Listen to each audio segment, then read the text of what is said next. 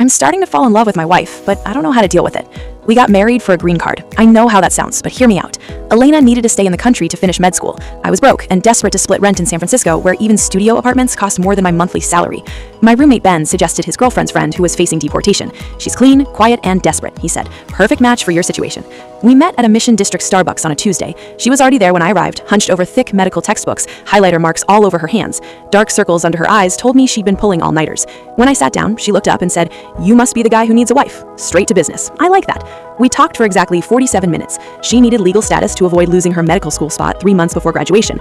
I needed someone to help cover my $1,500 rent. We both needed to convince immigration we were legit. She had no criminal record. I had good credit. Perfect strangers entering a contract. The wedding was just us and 2 witnesses at City Hall on a Thursday morning. I wore my only good shirt. She wore a white dress from Target that still had the tags on it. We exchanged rings from a convenience store, took an awkward selfie for immigration files, and shook hands afterward like we'd just closed a business deal. Our apartment became a study and polite coexistence. She claimed the living room as her study space, medical textbooks creating fortress walls around her. I worked double shifts at a tech startup, coming home exhausted while she was already deep in flashcards. We'd pass each other in our tiny kitchen, maybe say good morning, share the coffee maker in careful shifts. For 6 months, we were like the world's most courteous strangers. She studied 18 hours a day, surviving on instant ramen and determination. I worked 70-hour weeks trying to prove myself at a company that treated junior developers like disposable coffee filters.